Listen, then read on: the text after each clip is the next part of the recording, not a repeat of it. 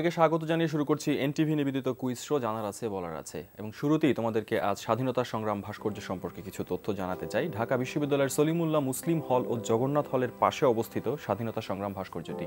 এতে ভাষা আন্দোলন, স্বাধিকার আন্দোলন, ৬৯-এর গণ অভ্যুত্থান, বিভিন্ন শিল্পী, সাহিত্যিক ও বুদ্ধিজীবীদের প্রতিকৃতি স্থান পেয়েছে। এছাড়াও ৭ মার্চ বঙ্গবন্ধুর ভাষণ এবং স্বাধীনতা দিবসের বিভিন্ন চিত্র উপস্থাপিত হয়েছে। এর ভাস্কর শামীম শিকদার ১৯৯৯ সালের ৭ মার্চ প্রধানমন্ত্রী শেখ হাসিনা এর উদ্বোধন করেছিলেন। আমি জানি যে সবার নজর রয়েছে বা সব খবর জুড়েই রয়েছে বা সব মন জুড়ে রয়েছে বাংলাদেশ শ্রীলঙ্কার এই দ্বিতীয় ওয়ানডে ম্যাচ এবং ডাম্বুলা যেটা অনুষ্ঠিত হচ্ছে। তবে আজকে তোমরা হতাশ হবে না, এই প্রোগ্রামেও আমরা একজন ক্রিকেটারকে হাজির করেছি এবং যিনি বাংলাদেশের ওয়ানডে ক্রিকেটের হয়ে প্রথম সেঞ্চুরিটি করেছিলেন, মেহরাব হোসেন অপি। তার সাথে কথা বলবো এবং তোমাদের সাথে কথা বলবার জন্য অপেক্ষায় রইলাম। অপি ভাই স্বাগত। ধন্যবাদ। আমি শুরুতে একটু ভিন্ন রকম একটা প্রসঙ্গ দিয়ে শুরু করতে চাই। ফেসবুকে আপনার স্ট্যাটাস পড়ছিলাম এবং আমরা জানিও 18 বছর আগে ফিরে যেতে চাই। 25 মার্চ প্রথম ওয়ানডেতে তামিম ইকবাল যখন সেঞ্চুরি করলো তখন আপনি স্মৃতিচারণমূলক একটি পোস্ট লিখেছিলেন যে 1999-এর একই দিনে বাংলাদেশের হয়ে জিম্বাবুয়ের বিপক্ষে প্রথম সেঞ্চুরিটি ওয়ানডে ক্রিকেটে আপনি করেছিলেন। একটু সেই মুভমেন্টটা স্মরণ করতে চাই। অসাধারণ মুহূর্ত, সেটা আমি বলবো আমার জীবনের যতগুলো ভালো প্রাপ্তি আমি হয়েছে আমার জীবনে, তার মধ্যে সব থেকে বেস্ট আমার কাছে মনে হয় 101 যেদিন করলাম, আর সেটা ছিল 25শে মার্চ। এবং খুব কাকতালীয় ব্যাপার যে তামিম ইকবালও সেম ডেটে, এর আগে তিনি 8টি সেঞ্চুরি করেছেন, কিন্তু এই নবম সেঞ্চুরিতে 25 মার্চ করেছেন এবং ঠিক এই তারিখেই 18 বছর আগে আমি প্রথম বাংলাদেশের সেঞ্চুরিটি করি। আমি সত্যি খুব সৌভাগ্যবান একজন বাংলাদেশি ক্রিকেটার হতে পেরে, যিনি প্রথম 17 রানের মুখ দেখেছিলাম। আর পাশাপাশি এটাও বলতে হয় যে বাংলাদেশের প্রথম ওডিআই 50 কিন্তু আমার চাচার ব্যাট থেকে আসে। উনিও বাংলাদেশ জাতীয় দলের ওপেনার ছিলেন, আজহার হোসেন শান্টু, সেটি ছিল নিউজিল্যান্ডের এগেনস্টে। তো একই ফ্যামিলি থেকে বাংলাদেশের ওডিআই 50 রান এবং 17 রান দুটি একই ফ্যামিলি থেকে, এটা বিরাট বড় একটা পাওয়া আমি বলবো আমার জীবনে।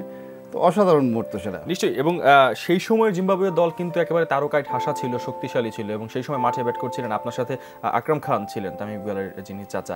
একটু সেই সেঞ্চুরির আগ মুহূর্তে আমরা সবাই যারা বাইরে থেকে খেলা দেখি বা ক্রিকেটকে পছন্দ করি, বলি নার্ভাস 90s বলি বা ইত্যাদি, আপনার মাথায় আসলে কি কাজ করছিল, কি রকম ফিলিংসটা সেই সময় ছিল? সেই সময় নার্ভাস 90s এর মধ্যে আমি খুব একটা বেশি এমন না যে বিচলিত হয়ে গেছিলাম, তা নয়।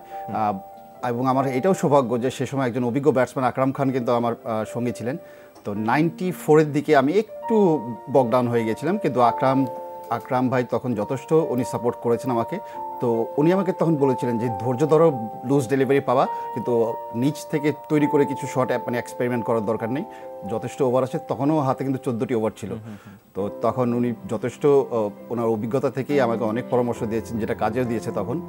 কিন্তু নার্ভাস 90-তে এমন না যে খুব নার্ভাস ছিলাম, তা নয়। 99-এ গিয়ে 4টি বল ডট খেলেছিলাম, এটাও মনে আছে। তো যাই হোক, তারপরে যখন প্রথম 17 রানটি যখন ছুঁতে পারলাম, তো প্রথমেই বাবার কথাটি মনে পড়েছিল যে যখন নিউজিল্যান্ডের এগেনস্ট আমার চাচা যখন প্রথম ওডিআই এর 50 রান পূর্ণ করেন, তখন আমি খুব ছোট অবশ্য তখন সে সময়। তো আমার বাবা কিন্তু তখন একটা রিকোয়েস্ট খুব ছোট, আমি তখন স্কুলে পড়ি ক্লাস 6-এ, তখন আমাকে বলেছিল যে বাবা তুমি বাংলাদেশের একদিন প্রথম সেঞ্চুরি করতে পারবা। তখন খুব ছেলেবেলার কথা, তো তখন বলেছিলাম যে হ্যাঁ পারবো। তো ঠিক ওই প্রসঙ্গটাই তখন মনে আসছিল বারবার, এবং সত্যি বাবার এই কথাটি রাখতে পেরেছি, যদিও কিনা তার কোনো কথাই রাখা হয়নি, সবগুলোই চেষ্টা করেছি এড়িয়ে যাওয়ার জন্য তার কথাগুলো, কিন্তু এই কথাটা রাখতে পেরে সত্যি আমি খুব ধন্য। নিঃসন্দেহে, এবং এমনভাবে কথাটা রাখবার সুযোগ বিধাতা আপনাকে দিয়েছেন যে বাংলাদেশের ক্রিকেট যতদিন থাকবে নিঃসন্দেহে আপনার সেই অর্জনটির কথা বারবার উচ্চারিত হবে।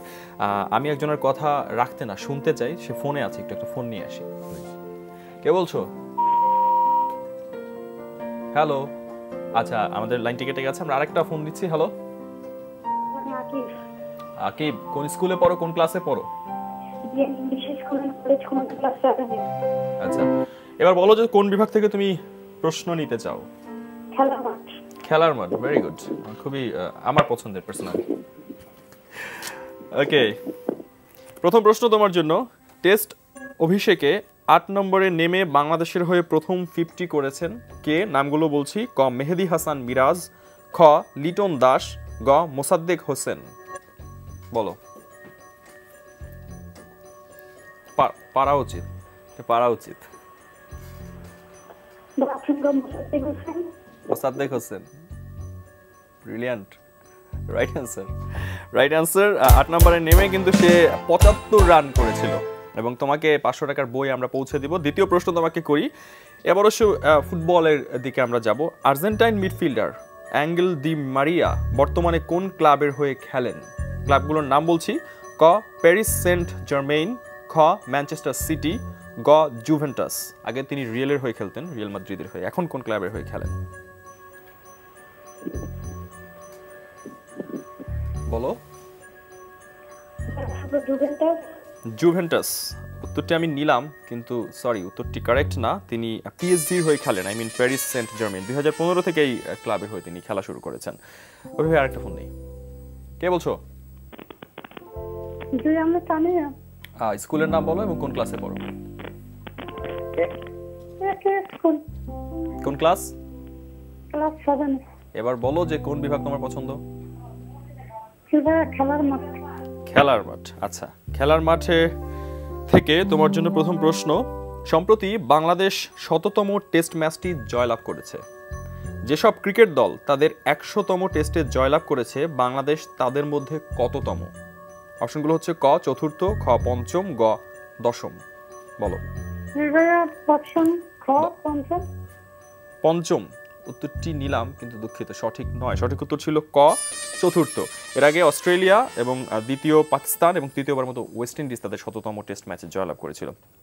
ওই ভাই, আপনাদের হাত ধরে ক্রিকেট আজকে এখানে এবং ওয়ানডেতে নিঃসন্দেহে আমরা বলতেই পারি বাংলাদেশ এখন সমীহ জাগানো এবং শক্তিশালী একটি দল। আমরা শুধু হোম গ্রাউন্ডে না, বাইরেও আমরা বোধ হয় সেটা প্রমাণ করতে চলছি। কেমন দেখছেন এই সিরিজের প্রথম ওয়ানডে আমরা জিতলাম, আজকে খেলা চলছে, কেমন দেখছেন এই সিরিজের বাংলাদেশকে, দেশের বাইরে বাংলাদেশকে? অসাধারণ। আমি বলবো যে বাংলাদেশ ক্রিকেটের স্বর্ণালী যুগ কিন্তু আমরা এই মুহূর্তে পার করছি। এবং এটাও বলে রাখা ভালো যে এখন লাস্ট ওডিআই শ্রীলঙ্কার সাথে আমরা যেভাবে জিতলাম, তাতে খেলার ডিফারেন্সটা বাংলাদেশ এবং শ্রীলঙ্কার কতটুকু আমার কাছে মনে হয় যে দর্শকরা যারা দেখেছেন এবং টিভি পর্দা যারা দেখেছেন তারা অবশ্যই অনুধাবন করতে পারবেন যে বাংলাদেশ কতটুকু ইমপ্রুভমেন্ট করেছে ক্রিকেটে। আর ঠিক 18 বছর আগের যদি আমি কথা বলি, ঠিক চিত্রটা কিন্তু ঠিক উল্টো ছিল, যে শ্রীলঙ্কা দল ছিল এরকম শক্তিশালী এবং বাংলাদেশ দল ছিল আপনার শ্রীলঙ্কার এখন যে অবস্থা এরকম। তো সব কিছু মিলে আমার কাছে মনে হয় যে আমাদের ক্রিকেটে অবশ্যই উন্নতি হয়েছে। আমরা একত্রে কিন্তু আমরা অনেকগুলো ট্যালেন্টেড প্লেয়ার হাতে পেয়েছি এবং তারা দলে পারফর্ম করে যাচ্ছে, এই জন্যই কিন্তু বাংলাদেশ ক্রিকেট আজকে এই পর্যায়ে। তো অবশ্যই বাংলাদেশ ক্রিকেটের ভবিষ্যৎ সামনে সুন্দর তো অবশ্যই আমি আশা করি, এবং যেভাবে খেলছে এইভাবে ধরে রাখাটা ভেরি ইম্পর্টেন্ট। যে ধারাবাহিকতাটা যদি এভাবে থাকে আমার কাছে মনে হয় যে বাংলাদেশ অনেক ধাপ এগিয়ে যাবে, এটাই আশা করি। আর পিছনে আমার কাছে মনে হয় যে আমাদের আরেকটু ঘরোয়া ক্রিকেট বলেন সব কিছু মিলে আমার কাছে মনে হয় যে আরেকটু জাঁকজমকপূর্ণ করা উচিত, যেটা মানে পর্যাপ্ত না মনে হয় আমার কাছে মনে হয় যে টুর্নামেন্ট বা লিগ যেগুলো আছে, তো এইগুলোর সংখ্যা যদি বাড়ানো যায় তাহলে হয়তো আমরা ভবিষ্যতে আমরা আরও ভালো দল হতে পারবো। আচ্ছা, এই বাংলাদেশকে আপনি বলছেন যে আমরা স্বর্ণালী সময় পার করছি, নিঃসন্দেহে এটাতে আমরা সবাই একমত হব। বাংলাদেশ রিসেন্টলি যেভাবে খেলছে, এই দলটার কোন বিষয়টাকে আপনি এগিয়ে রাখবেন? ব্যাটিং, বোলিং কিংবা ফিল্ডিং, কোনটাকে আসলে বেশি ম্যাচিউর বলবেন, কিংবা কোন জায়গাটাতে আরও বেশি ইমপ্রুভ করা দরকার? লাস্ট ম্যাচ আমরা যেভাবে খেলেছি আমরা কিন্তু ব্যাটিং, বোলিং, ফিল্ডিং তিনটা ডিপার্টমেন্টেই কিন্তু আমরা কিন্তু খুব দুর্দান্ত ছিলাম। তো আমার কাছে মনে হয় যে সব কিছুই ঠিক আছে, শুধু অ্যাটিটিউডটা আমরা লাস্ট ম্যাচে আমরা যেটা দেখেছি যে প্লেয়ারদের অ্যাগ্রেসিভ একটা অ্যাটিটিউড, তো আমার কাছে মনে হয় যে অ্যাটিটিউড ইজ ভেরি ইম্পর্টেন্ট। যে মাঠে যাওয়ার আগে বা মাঠে যাওয়ার পরে অ্যাটিটিউডটা যদি পজিটিভ এরকম থাকে, আমার কাছে মনে হয় যে সেটা পজিটিভ এনার্জি আপনার জন্য সমস্ত কিছু তৈরি করে দিবে। ওই ভাই, এই মুহূর্তে লাস্ট আপডেটটা যতটুকু আমরা জানি, 17 ওভার খেলা শেষে শ্রীলঙ্কা দল ব্যাট করছে টসে জয়লাভ করে 86-1। এই ম্যাচে ভবিষ্যৎ আপনি সামনে কি দেখছেন? অবশ্যই প্রথমে তো আশা করি যে অবশ্যই বাংলাদেশ জিতবে, কিন্তু তারপরেও 17 ওভারে 86 এক উইকেট যদি উইকেটের পাশে যদি আরও মানে 3 একের জায়গায় যদি 3 লেখা থাকতো আরও বেশি খুশি হতাম। কিন্তু যাই হোক, তার উইকেট অবশ্যই ভালো আমার কাছে মনে হচ্ছে, দেখেই মনে হয়েছে খেলা শুরুর সময়, এবং ব্যাটসম্যানদেরই উইকেট, এখানে রান অবশ্যই হবে, দু দলই সমান রান করবে। কিন্তু আমার কাছে মনে হয় যে 260 বেশি যেতে দেওয়া উচিত না। তো এটার জন্য যা কিছু করণীয় আই বিলিভ যে মাশরাফি ক্যাপ্টেন হিসেবে তা মাঠে করবেন, এবং স্পিনারদের অবশ্যই ভালো বল করতে হবে যদি আমাদের আটকাতে হয় শ্রীলঙ্কাকে। বাংলাদেশ দল প্রথম ওয়ানডেতে আমরা দেখলাম যে প্রথমে ব্যাট করলো এবং ব্যাট করে একটি বড় সংগ্রহ তারা কিন্তু ছড়িয়ে দিল, 324 রান সংগ্রহ করলো, 325 টার্গেট দিল। তো আজকে শ্রীলঙ্কা দল প্রথমে ব্যাট করছে, একটা বড় সংগ্রহ হলে সেটা বাংলাদেশ দলের জন্য একটু চ্যালেঞ্জিং হবে কিনা, বা সেই ক্ষেত্রে চ্যালেঞ্জিং হলে বাংলাদেশ দল তখন আসলে কি করতে পারে? আসলে দেখুন, এই মুহূর্তে কিন্তু আমরা অ্যাওয়েতে গিয়ে কিন্তু এরকম কখনোই আমরা এরকম বড় রান চেস করে কিন্তু জেতার অভিজ্ঞতা আমাদের খুব কম। কিন্তু সেই বিবেচনায় বলছি যে বাংলাদেশ দল যথেষ্ট ব্যালেন্স এবং 1 থেকে 7 নম্বর পর্যন্ত ব্যাটসম্যান, একদম পিওর ব্যাটসম্যান যেটা বলে, একেবারে পিওর ব্যাটসম্যান আছে। তো তারা যদি 250 ঊর্ধ্ব রানও করে, তো আমার কাছে মনে হয় যে বাংলাদেশের ব্যাটসম্যানদের সেই ক্যাপাবিলিটি আছে সেটি করার। এবং লাস্ট ম্যাচ আমরা যেভাবে খেলেছি, আমার কাছে মনে হয় যে ব্যাটসম্যানরা যদি এরকম দায়িত্ব নিয়ে যদি তার নিজের খেলাটা খেলতে পারে, হয় আমরা অবশ্যই আমাদের জয়ের লক্ষ্যে পৌঁছে যাব। একটা সময় দেখতাম যে বড় বড় যারা দল, ইন্ডিয়াকে দেখতাম টিম ইন্ডিয়া বলা হয়, অস্ট্রেলিয়াকে দেখতাম টিম অস্ট্রেলিয়া বলা হয়, এবং ক্যাপ্টেন্সি একটা বড় ভূমিকা সবসময় পালন করে গেছে। বাংলাদেশকে এখন তাই বলা হচ্ছে টিম বাংলাদেশ, এবং সেখানে ক্যাপ্টেনের কথা স্বাভাবিকভাবে চলে আসে। আমরা যারা খেলা পছন্দ করি, খেলা দেখি, আপনি একদম মাঠের ভাষায় আসলে বলতে পারবেন একজন ক্যাপ্টেন ঠিক মাঠে কতখানি ভূমিকা পালন করে দলকে সংঘবদ্ধ রাখতে পারেন, বা তার আসলে ওখানে তাৎপর্যটা কীরকম হয়? ক্যাপ্টেন অবশ্যই প্রথমত যে অন্যান্য সিনিয়র প্লেয়ার যারা আছেন বা ইয়াংস্টার প্লেয়ার যারা আছেন, সকলকে নিয়ে কিন্তু একটা ফ্রেন্ডলি একটা পরিবেশ তৈরি করা। কিন্তু এই ফ্রেন্ডলি পরিবেশের ভিতরে কিন্তু যাতে ক্যাপ্টেনের রেসপেক্টও থাকে সবসময়, ক্যাপ্টেন কিন্তু ওরকমভাবেই সবসময় করে থাকেন। আর আমি যতটুকু দেখেছি, মাশরাফি বিন মুর্তজা ইনফিল্ড এবং ফিল্ডের বাইরেও ড্রেসিং রুমে যথেষ্ট প্লেয়াররা তাকে সম্মান করে, ইয়াংস্টার যারা আছেন এবং সিনিয়র ক্যাম্পেইন যারা আছেন তারা যথেষ্ট সম্মানও করেন ক্যাপ্টেন হিসাবে। এবং ক্যাপ্টেন হিসাবে যা আমার কাছে মনে হয় যে ভূমিকাটা রাখা উচিত তিনি ইতিমধ্যেই করছেন। এবং পাশাপাশি অবশ্যই দলের সকল খেলোয়াড়কে উজ্জীবিত করার জন্য তার লাউড ভয়েস কিন্তু অবশ্যই থাকতে হয়, এবং সেটা তার আছে। এই কারণেই কিন্তু মানে তিনি যখন বাংলাদেশ ওডিআই বা টি-20 যখন ক্যাপ্টেন্সি করেন, তখন কিন্তু মাঠের একেবারে সম্পূর্ণ পরিবেশটা কিন্তু পুরো পরিবারের মতো আগলে রাখেন। মনে হচ্ছে যে আমাদেরই একজন মাঠে খেলছে, আমরা যে ভাষায় আসলে কথা বলতে চাই, যে ভাষায় দেখতে চাই, সেভাবে তিনি আগলে রাখেন। কথা বলবো, আরো একটা ফোন নিয়ে নিই। কে বলছো? হ্যালো, আমি নাইমা বলছি। কোন স্কুলে পড়ো তুমি, কোন ক্লাসে পড়ো? হ্যালো, হ্যাঁ, কোন স্কুলে পড়ো, কোন ক্লাসে পড়ো একটু বলো। মিশরের টেক্সটাইল স্কুল অ্যান্ড কলেজ, আচ্ছা, কোন ক্লাস? ক্লাস 8 এ। আচ্ছা, এবার বলো যে কোন বিভাগ থেকে তোমাকে প্রশ্ন করব। খেলার মাঠ বিভাগটি শেষ হয়ে গেছে, বলো। হ্যালো, শুনতে পাচ্ছি। কোন বিভাগ পছন্দ তোমার? জানা থেকে। জানা অজানা থেকে, ঠিক আছে। ওকে, প্রশ্ন হচ্ছে এবারের অস্কার প্রাপ্ত অ্যানিমেটেড ছবি, সেই ছবির নাম তোমাকে বলতে হবে। অপশনগুলো হচ্ছে ক জুটোপিয়া, খ মোয়ানা, গ দ্য মাদাগাস্কার। বলো। ক জুটোপিয়া। তুমি কি জানতে এটা? হ্যাঁ, আসলেই জানতে? বাহ, brilliant, right answer. Thank you very much. Alright, 500 টাকার বই তোমার কাছে পৌঁছে যাবে। আরও 500 টাকার বইয়ের জন্য দ্বিতীয় প্রশ্ন তোমাকে, দেশের 27তম গ্যাস ক্ষেত্র কোনটি? অপশনগুলো হচ্ছে ক পাথুরিয়া গ্যাস ক্ষেত্র, খ মোবারকপুর গ্যাস ক্ষেত্র, গ সিংগাইর গ্যাস ক্ষেত্র। বলো, এটা পারো কিনা? মোবারকপুর গ্যাস কেন্দ্র। এটা কি তুমি একেবারে মানে অনুমান করে বলেছো না? সত্যি কথা বলো, জেনে বলেছো না অনুমান করে বলেছো? এটা আমি জানি। এটা তুমি জানো? Brilliant, great, right answer. আমি জানতাম না, সত্যি কথা, আমি জানতাম। 1000 টাকার বই হলো। এবার কি তাহলে পরের প্রশ্নে যাবে? হ্যাঁ, যাব। নিয়ম জানো? জানি। ওরে বাবা, নিয়ম জানে সে, খুব লক্ষ্মী। আচ্ছা, ঠিক আছে, চলো। প্রশ্ন হচ্ছে 71 স্মরণে, এটি একটি ভাস্কর্যের নাম। এই ভাস্কর্যটি কোথায় অবস্থিত? জায়গাগুলোর নাম আমি বলছি। ক বাংলা একাডেমি, খ ঢাকা বিশ্ববিদ্যালয়, গ পরিবাগ।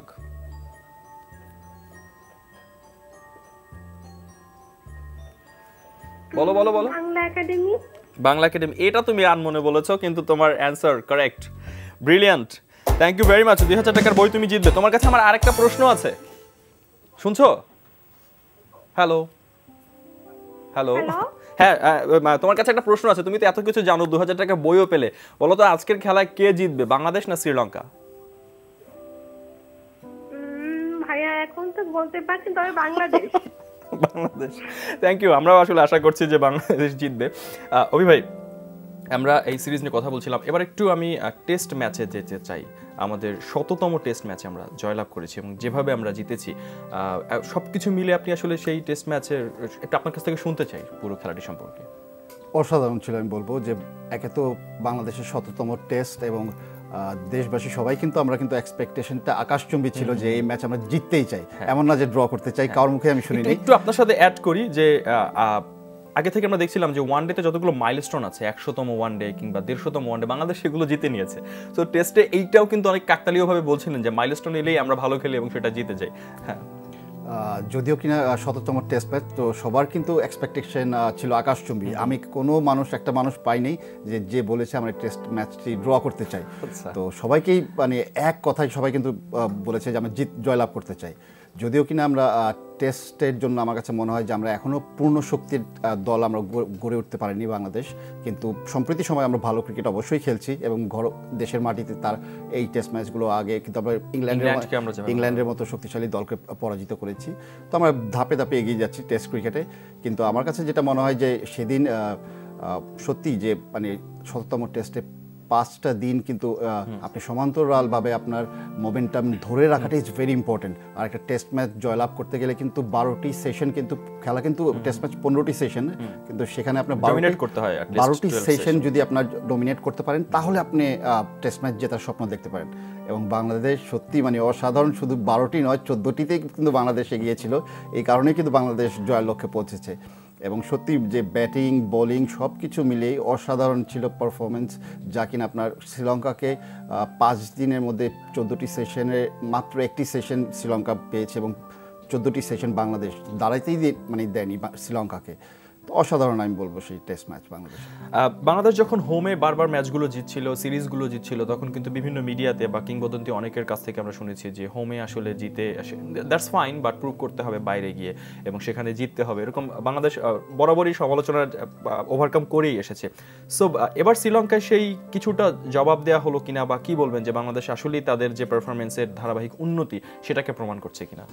অবশ্যই তা তো প্রমাণ করছেই, কিন্তু এটাও বলে রাখা ভালো যে কোনো দেশ চাইলেই কিন্তু নিজ থেকে কিন্তু টেস্ট ম্যাচ অর্গানাইজ করতে পারে না, যদি কিনা আইসিসি আপনার ক্রিকেট ক্যালেন্ডারে যদি শিডিউলটা না রাখে। তো আমার কাছে মনে হয় যে আইসিসিতে নেক্সট মিটিংয়ে অবশ্যই বাংলাদেশের যিনি প্রতিনিধি থাকবেন তিনি অবশ্যই তার ভয়েস একটা থাকবে এবং জোরালো ভয়েস থাকবে যে আমাদের অ্যাওয়ে টেস্ট ম্যাচগুলো যাতে বাইলেটারাল সিরিজ যাতে মানে আমরা খেলতে পারি বেশি করে, সেটা যাতে অন্ততপক্ষে বেশি বেশি ম্যাচ খেলার ক্ষেত্রে। রিসেন্টলি আমরা পত্রিকায় দেখলাম যে অস্ট্রেলিয়া তারা তাদের আগ্রহ দেখিয়েছে বাংলাদেশের সাথে টেস্ট ম্যাচ খেলার জন্য। ফোনে কে রয়েছে? হ্যালো, আসসালামু আলাইকুম। ওয়ালাইকুম আসসালাম, নামটা বলো। আমি মিম। আচ্ছা, মিম জানি কোন স্কুলে পড়ে?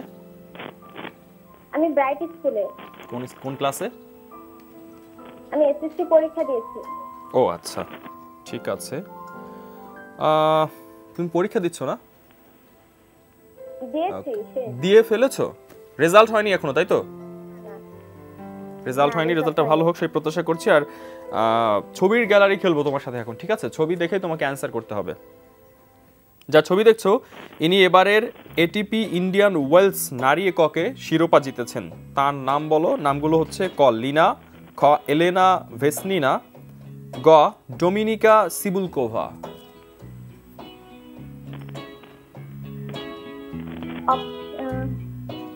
বলো অপশন ক। নামটা বলো। লিনা। উত্তর আমি নিলাম, কিন্তু দুঃখিত ভাইয়া, সঠিক নয় উত্তর। সঠিক উত্তর ছিল খ এলেনা ভেসনিনা। আর একটা ফোন নেই।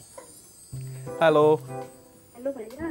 হ্যাঁ ভাইয়া, নাম বলো, কোন স্কুলে পড়ো এবং কোন ক্লাসে পড়ো, সবগুলো বলো। ভাই আমি পাবনা থেকে আদেশো। আচ্ছা, কোন বিভাগ তোমার পছন্দ? ভাই একটু অপশনগুলো দেখো, স্ক্রিনে দেখা যাচ্ছে খেলার মাঠ বিভাগটি শেষ হয়ে গেছে।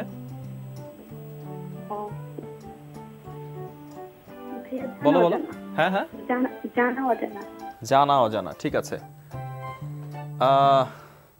জানা অজানা থেকে তোমাকে প্রশ্ন করবার পর বিভাগটি শেষ হয়ে যাবে। প্রথম প্রশ্ন হচ্ছে, বর্তমানে আমাদের দেশের মানে বাংলাদেশের অর্থ সচিব কে? নামগুলো হচ্ছে ক শহীদুল হক, খ সুরাইয়া বেগম, গ হেদায়েতুল্লাহ আল মামুন। বলো। ভাইয়া সুরাইয়া বেগম। সুরাইয়া বেগম, উত্তরটি আমি নিলাম, কিন্তু সঠিক নয়। সঠিক উত্তর ছিল গ, হেদায়েতুল্লাহ আল মামুন। জানলাম। ওই ভাই, আপনার কাছে অনেক কিছুই আসলে জানতে চাওয়ার আছে। ক্রিকেট খেলা নিয়ে কথা বললে গল্পটা অনেক লম্বা হয়ে যায়, কিন্তু তার আগে একটু ভিন্ন রকম একটা বিষয় যায়। অনেক অনুষ্ঠানে আপনি যান এবং টেলিভিশনে ক্রিকেট নিয়ে কথা বলেন, অনেক কিছুই বলেন, কিন্তু আজকে একেবারে একটা ব্যতিক্রমী অনুষ্ঠান এবং সেখানে বসে কথা বলছেন, বাচ্চারা ফোন করছে, ওরা কুইজ খেলছে। কেমন লাগছে? সত্যি মানে অন্যরকম একটা এক্সপেরিয়েন্স। সত্যি কথা বলেন অপি ভাই, সিরিয়াসলি অন্যরকম একটা এক্সপেরিয়েন্স। এর মধ্যে যারাই ফোন করেছে এবং যা যা প্রশ্ন তুমি তাদেরকে ছুড়ে দিয়েছো এবং তারা অনেকেই সঠিক উত্তর দিয়েছে, আমি কিন্তু একটাও প্রশ্নের উত্তর কিন্তু আমার জানা নেই। কিন্তু আমি সত্যি খুব মানে অবাক হচ্ছি যে মানে এখনকার বাচ্চাদের সত্যি জ্ঞান সম্পর্কে অসাধারণ আমি বলবো। এবং অনেক কিছু সত্যি মানে আমাদেরও এখন বাচ্চাদের কাছ থেকে অনেক কিছু শেখার আছে। সত্যি তাই, এই জন্য তো আমরা বলছি যে জানার আছে, বলার আছে। আর আপনি যেটা বলছিলেন যে আপনার সুযোগ পেয়ে মানে আরেকটা সত্যি কথা বলতে চাই, এখানে যারা ফোন করেন মন থেকেই ফোন করেন, সেখানে কোনো ধরনের আগে থেকে প্রি প্ল্যান ফোন থাকে না। এবং অনেকে বলেন ফোন লাইন পাওয়া যায় না, সেটাও ভুল। অনেক ফোনের কারণে লাইন পাওয়া যায় না, চেষ্টা করলে লাইন পেয়ে যেতে পারে। আমি একটু আপনার কাছে আবার ক্রিকেট নিয়ে ফিরতে চাই। অনেকগুলো কথা আমরা বলছিলাম। এখন বাংলাদেশের সামনে কিন্তু লম্বা সিরিজ রয়েছে, বেশ কিছু খেলা রয়েছে, টানা খেলা রয়েছে, এবং সেখানে অনেকের মনে একটা প্রশ্ন এসেছে যে ওয়ার্ল্ড কাপ কোয়ালিফাই করার জন্য র্যাঙ্কিংয়ে বাংলাদেশকে 6-এর মধ্যে থাকতে হবে। এই বিষয়টা একটু আপনার কাছ থেকে খোলাসাভাবে আমরা শুনতে চাই।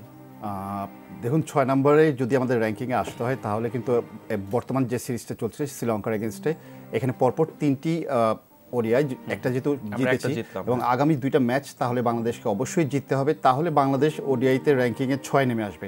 কিন্তু এই 6 নাম্বার র্যাঙ্কিংয়ে কিন্তু আপনার নেক্সট সেপ্টেম্বর পর্যন্ত কিন্তু আপনার এই 6 নাম্বার র্যাঙ্কিংয়ে ধরে রাখতে হবে। আচ্ছা, এরপরে কিন্তু আমাদের কিন্তু আরও যেহেতু সামনে 3 দেশীয় সিরিজ আছে আপনার আয়ারল্যান্ডে, সেখানেও কিন্তু মানে কোনো ম্যাচ হারা যাবে না এবং তার পরপরই কিন্তু আবার চ্যাম্পিয়নশিপ আছে।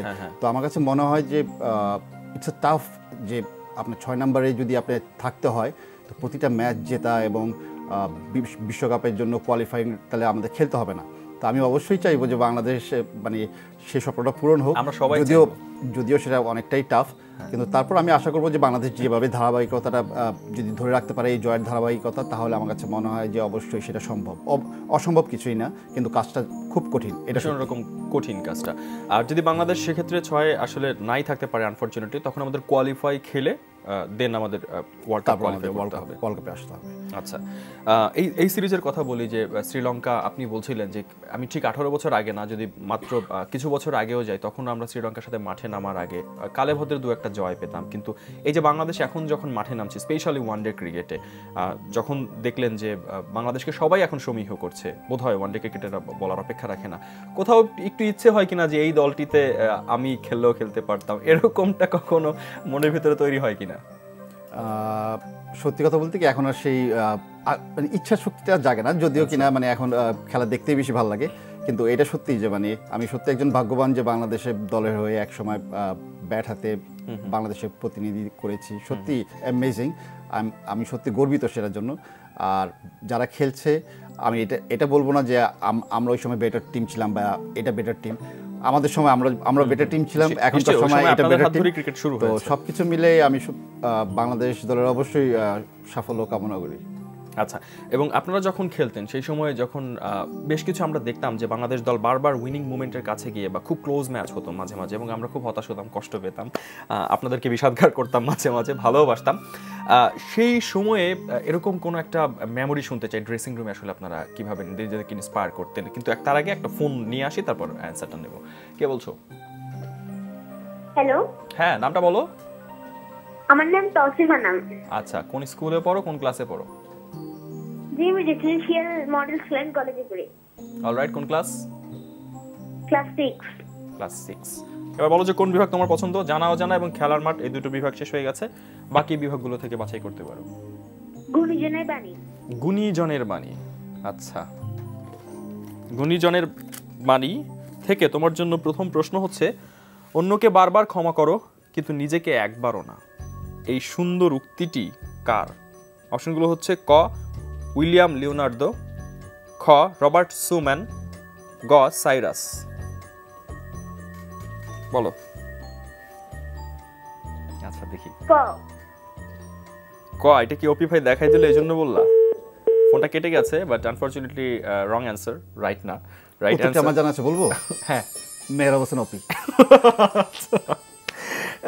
সাইরাসের উক্তি ছিল এটি, আমরা জেনে নিলাম। অভি ভাইয়ের উক্তি এখন একটু শুনতে চাই, বলছিলাম যে সেই সময়ের কোন একটা মেমোরেবল মোমেন্ট একটু শুনতে চাই। শেষ অনেক মেমোরি ড্রেসিং রুমে আমি বলবো, কিন্তু তার মধ্যে অন্যতম যেটা 99 সনে আমরা যখন বিশ্বকাপে প্রথম যখন পা রাখি, তো সেই সময়কার একটি ঘটনা আমার মনে পড়ছে এখন, যে পাকিস্তানের সাথে আমাদের একটা বিজয় ছিল সেই টুর্নামেন্টে, এবং সেই টুর্নামেন্ট চলাকালীন সময় আমরা যখন প্রথমে ব্যাট করার সুযোগ পাই, তো তখন আমাদের ইনিংস শেষ হওয়ার পরে যখন লাঞ্চ হলো, তো তখন সে সময় কেউ কিন্তু আমরা একবারের জন্য কিন্তু মনে করিনি যে আমরা ম্যাচ জিততে যাচ্ছি।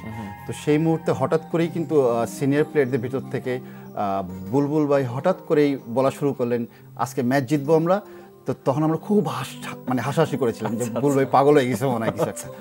তো ঠিক মাঠে নামার পরে যখন আমরা 3টি উইকেট, প্রথম 7 ওভারের মধ্যে 3টি উইকেট ফিরিয়ে দিলাম, তো তখন বর্তমান এমপি নাইমুর রহমান দুর্জয় সে দলের সদস্য ছিলেন, তখন তিনি বলে স্টার্ট করলেন যে আজকে একটা কেস ঘটাই ফেলবো।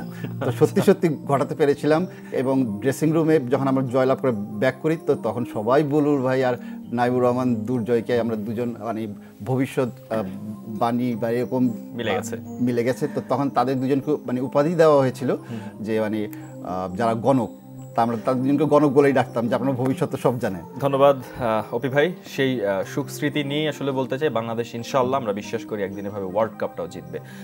ধন্যবাদ জানাই আপনাকে, এবং এজন্য ধন্যবাদ জানাই আমাদের অনুষ্ঠানের সময় দিলেন। খুব ভালো থাকবেন। ধন্যবাদ।